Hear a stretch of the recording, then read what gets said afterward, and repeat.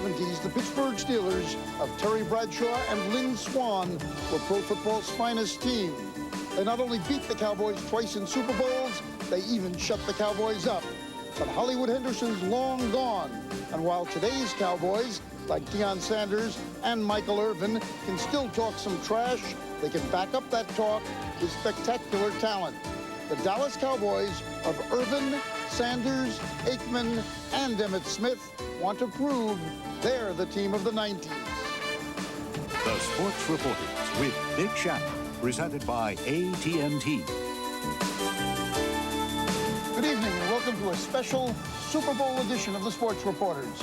From this month's football capital of the world, Phoenix, Arizona, site of both the collegiate and professional championship games. We're going to talk Super Bowl 30 with a special guest, the most valuable player of Super Bowl 29, Steve Young of the San Francisco 49ers, and two of our regular panelists, Mike Lupica of the New York Daily News, our most valuable player, and Michael Wilbon of the Washington Post, who admits he cannot match Young's arm or Lupica's self-confidence.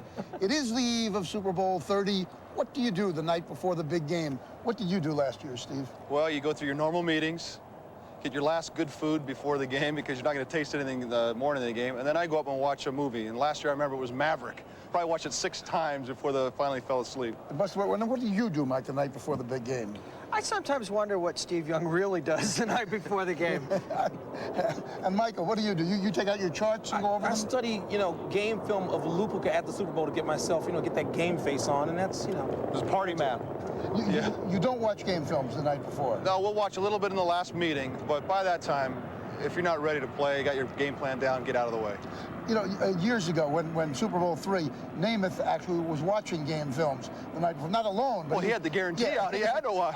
But obviously he thought he could learn something. Has the game changed so much? No, not really. The film has become even more important, I think, because of the technology. You could watch a lot more film a lot more efficiently. You can watch more games quickly. For this game, Troy Aikman, I know, is a real student of the game like myself, and I know he's watched every Pittsburgh Steeler game for 16 weeks, now 17, 18 weeks. Yeah, there's more film available than there used to be, absolutely. And better ways to judge it. And if you get a little neurotic, like sometimes we do, you can watch games from 4 or 5 years ago, just to make sure you haven't missed anything. Do you ever, in the last few days, see something you didn't know before? Not usually. Yeah. Usually things are pretty well flushed out. You just may be trying to remind yourself of a couple of little nuances or differences. Yeah, but do guys misbehave the night before the game? Seriously, do guys misbehave or stay out too late or get caught or get yelled at by their teammates? That's national news. You're going to want to be. You want to be a national. You want to ever go home to your host city of your team. Don't get in trouble the night before, even a couple nights before. Be a story on Wednesday night. But come Saturday night, don't be a story for the Super Bowl. No, but if any guys on your team are out late, they blame it on you because you're the bachelor. You have to take right. Well, we got so many guards. The 49ers hire a lot of people to keep people away from us, but really we know it's to keep us from running out. Is it that big a deal, Steve? I mean, people talk every year about the team that's loose and they're out every night in limos versus the team that's in the hotel and they're studying.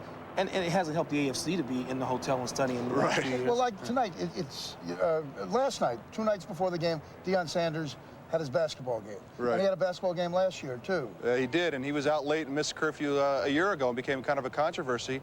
And I remember Ricky Jackson standing up in the team meeting saying, hey, Deion's got to be out. This is Super Bowl week. People have got things to do. And so I think it's almost individual how you get ready for the game. You got to keep the kind of the cohesive idea of what the team's about, what their personality is. But in the most part, Super Bowl week, early on, have a great time. Later on, lock it down. It's been a couple of weeks now since you lost to Green Bay. How much does it still hurt? I've had a tough one with this one because I really don't feel like we ever really competed. And that's not our style in January, December, even anytime. And so I'm really bothered by it, and it makes me mad, and I feel like I want to get back and play some football to prove we can play. Steve, we thought that all the flags and warning bells should have sounded after the loss to the Falcons on the last Sunday of the season. You've got home field locked up. You're on this incredible roll after you beat the Cowboys, and then all of a sudden you don't put the Falcons away, and maybe we shouldn't have been terribly surprised that what happened against the Packers happened. I can't agree with you more, Mike, because of what happened that last week. As I look back on it now, I see it as the beginning of the air coming out, and if I I kind of sensed that, and I thought we could get it together with the week off and get our schemes back together, but it seemed like the weaknesses that we came in at the end of the season with were exposed dramatically in that game, and we actually threw the ball 65 times in that game, which was a playoff record in not nearly 49er football. Did you, one thing that I wanted to ask, and you know, last year, the 49ers were brilliant with the cap, and Carmen Policy was quite happy to walk around like the world's smartest person. Now, when you lost Waters, I'm not looking for you to badmouth the organization, but were you worried from that moment on that more than even Deion, that some incredibly crucial piece was gone and it wasn't going to be the same chemistry, the same ball club? Yeah, I knew that when we lost Ricky, the idea was to replace him with a proven talent that could come in and be that all-pro running back. We needed an all-pro running back. Derek Lavelle had a spectacular season. He did everything we could ask of him, but I don't think that we really struck a lot of fear in people, and it became very clear by the end of the season. Steve, also, I mean, you also expected William Floyd to be in there for 16 weeks, and you had him instead for 6 or 7 weeks. Wasn't the loss of William Floyd coupled with Ricky Waters really what sort of did in the running game? Well, absolutely, the running game kind of faltered after that. But I think if you look at the personnel that we had, the important part that we missed was the continuity of the guys that we had proven ourselves with. When you lose free agents, I think the age of free agency is going to prove out that when you lose guys, it's tough to gain that chemistry back right away. Obviously, the organization still feels the sting of those 2 defeats in Atlanta and Green Bay, because you've added a new coach to your staff right here. I happened to bump into him earlier. Young whippersnapper. A few hours ago, I bumped into Bill Walsh, and I told him that you were going to be with us, and he said, tell you to start working out. Yeah, he said sit-ups, crunches, everything. You know, a technician, really the man that made my career possible in many ways. I mean, Sid Gilman had a lot to do with it, Mike Holmgren in college, but Bill kind of plucked me out and said, you can be a player's son, and really went on and proved it and gave me the confidence. So, you know, for me, it's exciting to have him back. He said to me that the great thing about the job is that he has no decision-making power. Do you believe that, Michael? I would think that Bill Walsh would not come back if he didn't have some decision-making power. But if he's comfortable, I mean, you're comfortable with him, he's comfortable with you. I mean, George, it's not like George Seifert is going to be uncomfortable completely having him around. Is he looking over his shoulder, or is he just, you know, there to do what he says he is, which is tinker with the offense? I think, you know, quietly, Bill's been advising. I've been in his office a number of times. I know, you know, Mike Shanahan, Mike Holmgren coached with Bill. Mark was there last year a number of times. Bill will be on the phone every once in a while. I think finally what's happened now is Bill can actually come to the building and show his face and not cause controversy. Come on, Steve. This is the Sports Reporters. We've got a potentially trashy soap opera here, don't we? With the old coach, the new coach. With the 49ers, it's always potential, because if we don't go all the way, we can all. It's a crazy burn. Are you going to take sides in the coaching controversy? No, there is no coaching controversy. Losing Deion, how much did that hurt you this year? Well, I think when you warm up in the NFL, you can win a lot of games. Out comes the offensive line, these big mammoth guys that are known. Out comes Deion, out comes Ken Norton, out comes Ricky Waters. I mean, when we warmed up last year, a lot of guys, I think by the end of the warm-up said, you know, the coach says we have a chance, but I don't think we do. You know, I think image and perception has a lot to do with how football is played in the NFL. Will it have the same effect on the Pittsburgh Steelers, seeing him come out in the Dallas uniform? Well, I think when you watch Dallas warm up, it has the same effect. But I think if there's a team in the AFC that has the mentality to go physically try to beat up an opponent, it's the Pittsburgh Steelers. But I mean, last year, didn't you find it a little rich, quarterbacking an offense that turned scoring touchdowns in the NFL into a layup drill? Didn't you find it sort of rich, the idea that Deion Sanders was the great Super Bowl maker? Yeah, I love that that's the way it's perceived, because you know, I perceive it afterwards, and you guys perceive it before. That's the difference between reporting and playing. And I think by the end of the season, we did seem to make it a layup drill, but going into it, it was a real battle. It was a lot of fun. Jerry Jones must have perceived Deion as a sort of a Super Bowl maker of some kind if he's paying him $35 million. Well, I think you got to look at the events that led up to that. He was going to make a run at Deion, and then he lost his corner for the season. Then, you know, it looked like there was some drug problems somewhere in the team. There was rumors and so forth, and it was like, hey, I got to sign this guy. And I think it became a bigger deal, and the 49ers made a bid at the end. And I thought a nice bid, from what I understood. And in the end, you know, got outbid. It was both, 20 and 15. Deion will be playing tomorrow. We're going to take a break. Coming up next, the quarterback is often the key to the Super Bowl. Will it be Troy Aikman or Neil O'Donnell? Starr, Namath, Bradshaw, Staubach, Sims, Montana, Young. The list of Super Bowl MVPs reads like a who's who of quarterbacks. Michael, why is it that the big-name players seem to rise to the big games? Because I think the best of them, Dick, know that ultimately this is really how they're going to be measured. You know, that the regular season is great and you can pile up as many numbers, but your place in history and the way you want to be remembered is going to depend on how you step up in the big games. And we've got a guy going tomorrow named Aikman who, if he wins this game and his record in postseason goes to 10-1 in games he started, you have to call Troy one of the best big game athletes we've ever had in any of the major sports. Is that the way you felt last year, that this was... Yeah, absolutely. Yeah. And maybe geometrically so, you know, exponentially, because you know the world's watching. You know that you're right. You can put up all kinds of numbers, but if you don't do it in the big games, that's the way you're remembered. You are remembered. And in some ways unfair because everyone knows it's a whole thing, but it seems like the guys that are more...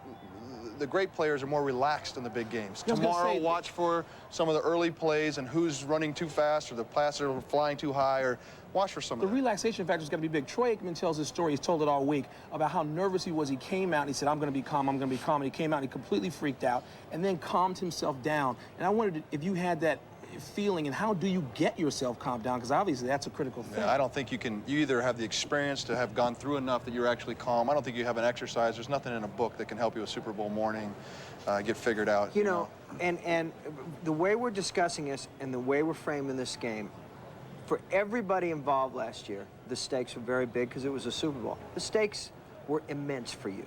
I mean, no, really, if the 49ers don't win this game, I mean, this is a roll of the dice. You don't know if you're coming back. You've waited a long time, and you stood there behind another guy for a long time.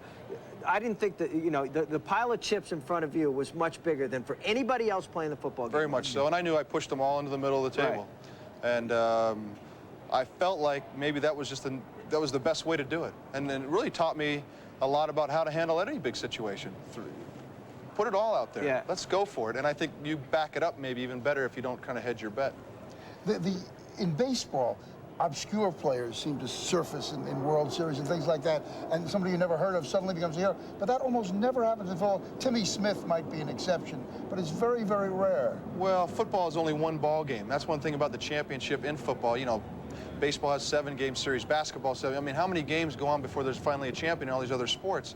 Football, it's one ball game, and it happens before you even know it, it's over. And so usually the guys that have been there all year long doing this stuff, there's not a new guy going to shoot out, and it's going to be a kick return or a fumble return or something that you have a name you haven't seen. But it's really a game made for stars, though. I mean, it really is a game made for stars. And where does that leave the Pittsburgh Steelers? Yeah, where does that leave Neil O'Donnell? It really does. I mean, Neil O'Donnell's about the 4th or 5th guy you think about when you think about the Pittsburgh Steelers. And I mean, he's got the lowest interception percentage in the league, and he's just the total afterthought, it seems, of this game.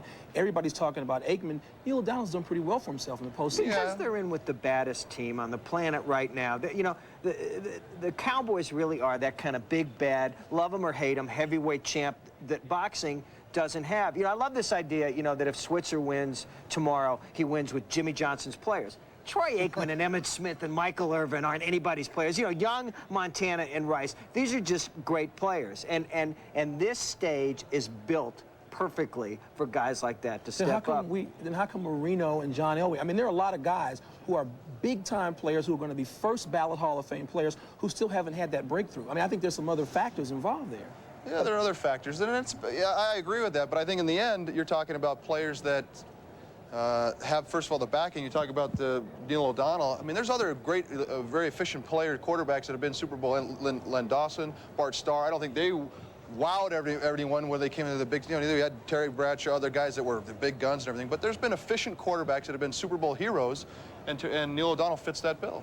Yeah, I mean, the Redskins, Doug Williams, of course, the Redskins won with 3 different quarterbacks. Right. So, I mean, it's not like the star quarterback is an indispensable part of it. You know, but when you talk about Elway and Marino, yes, they have been great players, but it has been very rare in the history of the game that you have had 3 guys in their prime, like Aikman, Smith, and Irvin, at the top of their game, all of them, it's at the same time. It's an extraordinary group. Well, that's why Pittsburgh's up against so much, is because they have to beat out the strut Right. And, you know, like Michael's been saying all week, the Dallas players have been coming out of limos all week, and you're going to have to beat that out of them, and it's not going to be easy. They're going to try to leave in limos, too. Right. We will take another break. Coming up next, coach versus coach, Bill Cowher versus Barry Switzer, who wants to add a Super Bowl title to his 3 National Collegiate Championships.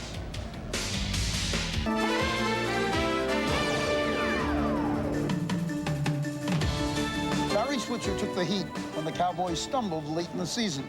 Bill Cowher got the credit when the Steelers came together late in the season. Does that mean the Steelers have the edge on the sidelines, Mike Wilbon? Well, I've been saying it all year, so I've got to stick with it now. You know, Bill Cowher has done some really innovative things, and people, you know, used to think that Ron Earhart was some sort of dinosaur and that he would never change, and they have changed. I mean, they remade that team when they lost personnel from a running team into a passing team almost overnight. What they've done with Slash, and I find it's incredible that more coaches haven't done what the Steelers have done with players who don't fit. It happens in baseball and basketball all the time. When you see guys come in, they don't fit a position, we'll create something for them. And I think that Cowher and Earhart, I think they've cooked up something that's going to be pretty good Sunday. Michael, do you want to spring to Mr. Switzer's defense? No, what has...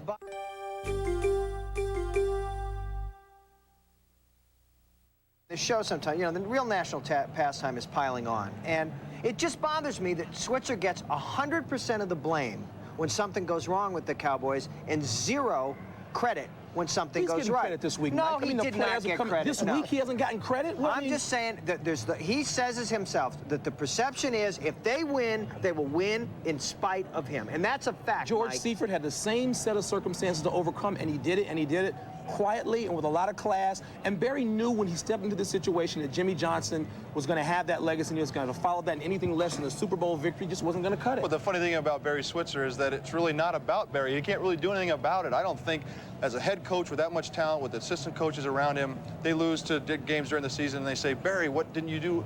Yeah, well, that's not really his thing. You know, I mean, it's not the head coach in this league, especially you mentioned George, you mentioned Barry, you mentioned guys that haven't gotten all the respect that they deserve. Barry Switzer, if he wins, gets all the credit, and he will get the credit. He will get the credit, I really believe. And if he doesn't win, it really will be because his assistant coaches didn't do the job. Do coaches do work differently in the Super Bowl? Well, no, but I'm just saying that I don't think Barry Switzer's going to be in there doing the X's and O's for the offense and the defense. That's not his job. His job is to get the team kind of charismatically ready to play football, but not maybe X's and O's. And so when they get beat, he takes the beating for why didn't, I remember when we played him, and why didn't Deion Sanders cover Jerry? Right. That's not his thing. When I popped it was certainly because if he is supposed to get the team ready, I question whether or not they were ready. I don't think they were ready when they played you guys earlier in the regular season. That's when you can look to the head coach. That's when you look to the head coach. You know, it's interesting, though. Switzer is still, you know, having to carry the baggage of his Oklahoma program. Still. Now, Johnson never had to carry any of the baggage of the program he left behind in Miami. And a lot of the stuff that they got whacked out for later on started when he was the coach. So people go out of their way. And, you know, and he makes it easy for you sometimes. You know, I'm not saying he's the most lovable character. I'm not saying he's a football genius. But I thought that he got roughed up excessively and unfairly by the end of the season.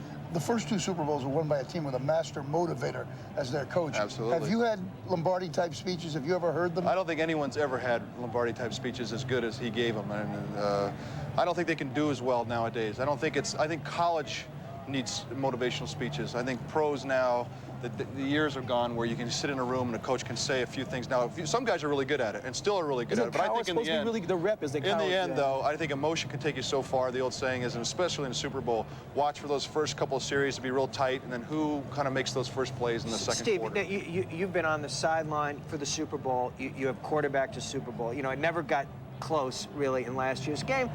But how much of a difference does a coach make by the time they kick the ball off on Sunday? That's the truth, and that's why, you know, you'll go down in history for being a Super Bowl champion or whatever else happens on Sunday, but that's what's the hardest thing about coaching. That's why I'll never do it, because it would drive me, I couldn't take it. I don't know how they take it. I don't know how Barry gets to the end of the game. And, well, that's the one thing about Barry is that one of the reasons why he gets picked on so much is his post-game press conferences. We'll have our post-show parting shots coming up next. It's true. It's so true.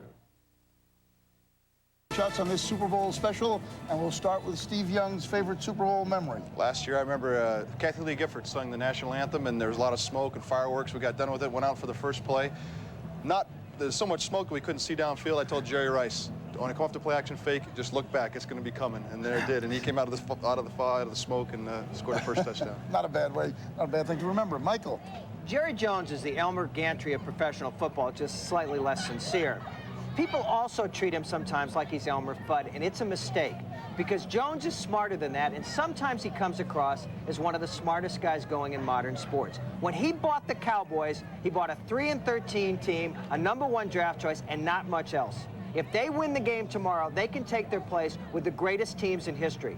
Everybody always says, how's Jerry Jones going to do without Jimmy Johnson? I think a fair question might be, how's Johnson going to do without Jones? Good choice on the Elmers. Up to you, Mike. One would think that Super Bowl week would be a good time to put aside the topic of free agency. Well, it's not. Neil O'Donnell's going to make his first Super Bowl start for the Steelers on Sunday, yet everybody's been talking for weeks about how his next game may be for one of the teams in New York. Jim Harbaugh almost got his team here, yet he may have to be captain comeback for somebody other than the Colts next year. At Paul Tagliabue's State of the League press conference, the questions came in rapid fire. What's the status of the Seahawks? What's the status of the Oilers? What's the status of the Browns? That's owners' free agency, the ability to move teams. Everybody seems to have won, players and owners, except the paying fans, who wonder if today's Super Bowl quarterback is going to be the starting quarterback for the Jets tomorrow. Yes. Thank you, Mike. I will have a parting shot of my own about one of our panelists after these messages. Let me see your parting shot. I'm very lucky to be sitting next to one of the truly talented people in sports, one of the good people, one of the courageous people. Michael, I know you think this shot is about you, but I'm talking about Steve Young, who is gracious enough to join us on this special edition of the Sports Reporters. He is the first active athlete to appear on our panel. Others have just asked for equal time, and I hope he'll be the start of a tradition. Next year, if we're lucky, maybe we'll have the MVP of Super Bowl 30 on our program. Imagine Dion sitting between Lupica and me. A whole new meaning for double coverage. Maybe we'll have Mike Ditka join us. We hope you join us again tomorrow at 10:30 Eastern Time for a regular edition of the Sports Reporters. Jim Harbaugh of the Indianapolis Colts will be our special guest. Now stay tuned for the Australian Open Men's Tennis Championship. Michael Chaney bidding for his